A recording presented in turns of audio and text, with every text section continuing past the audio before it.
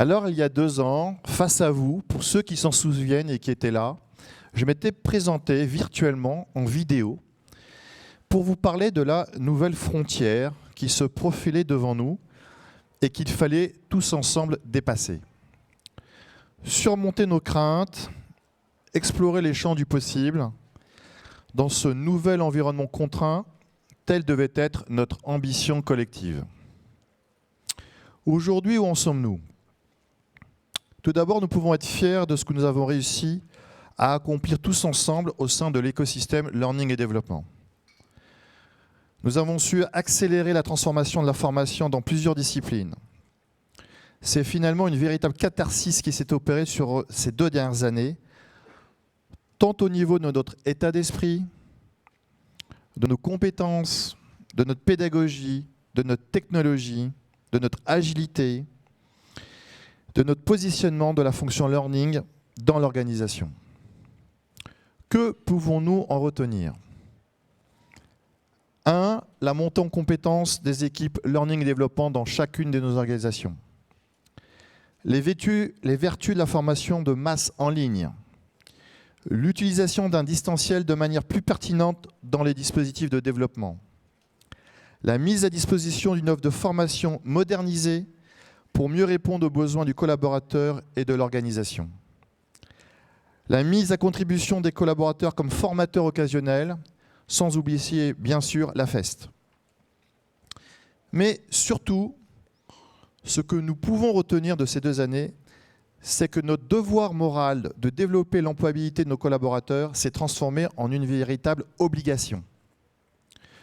Une obligation d'abord pour le collaborateur, l'accompagner pour lui donner les moyens de répondre à ses aspirations professionnelles et personnelles, tout en tenant compte des évolutions sociétales du moment. Une obligation aussi pour l'organisation, puisqu'il s'agit d'accélérer la montée en compétence du collaborateur pour coller à l'évolution des besoins métiers. Alors finalement, après toutes ces avancées sur ces 2 dernières années, quelle pourrait être dorénavant notre feuille de route ? Eh bien, elle ne change pas.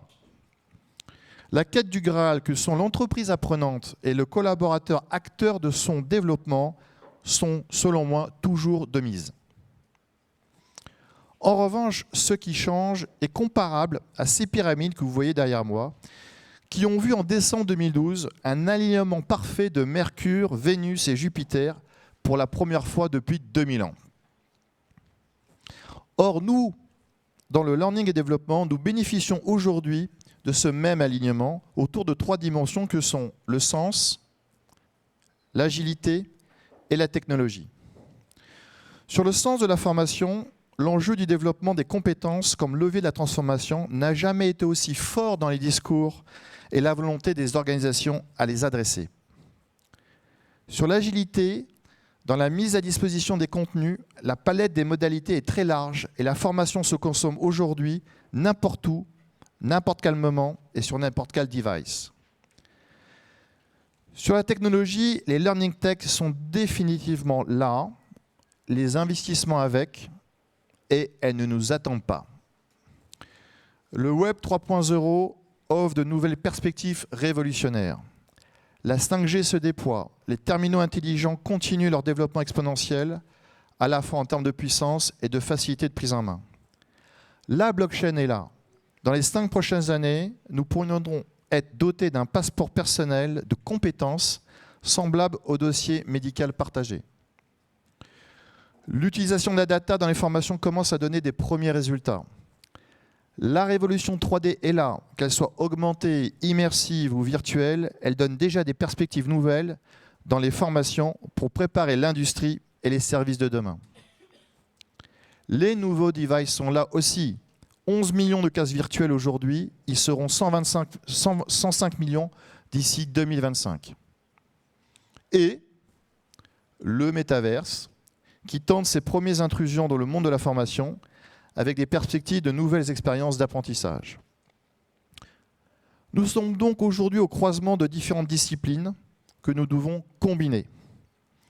Qu'il s'agisse des sciences de l'éducation, des neurosciences, du marketing, des learning technologies, de l'exploitation de la data, toutes les composantes sont réunies pour passer à l'échelle. Passer à l'échelle, cela veut dire concrètement que nous devons continuer à tester, explorer, avancer sur de nouvelles pistes. Passer à l'échelle, c'est cette fois-ci ne pas se dire que la technologie n'est pas mûre. C'est cette fois-ci ne pas se dire que la technologie n'est pas mûre, que les outils device ne sont pas encore prêts. Passer à l'échelle, ce n'est pas attendre une nouvelle crise qui nous obligera à agir dans la précipitation et sous contrainte pour finalement attendre la suivante. Sachons garder cette posture de conquête et d'ouverture. Soyons opportunistes et malins tout en choisissant nos priorités pour réussir ce passage à l'échelle. Ne pas prendre de risque aujourd'hui, c'est courir un plus grand risque demain, comme tout simplement se faire dépasser par des compétiteurs qui auraient su exploiter, eux, tout le potentiel du capital humain. Alors profitons pleinement de cet alignement des astres pour définitivement positionner nos activités learning development comme levier de la performance au service de la transformation. Et pour lier la parole aux actes, je vous donne donc rendez-vous dans le métaverse dès demain. Merci à vous.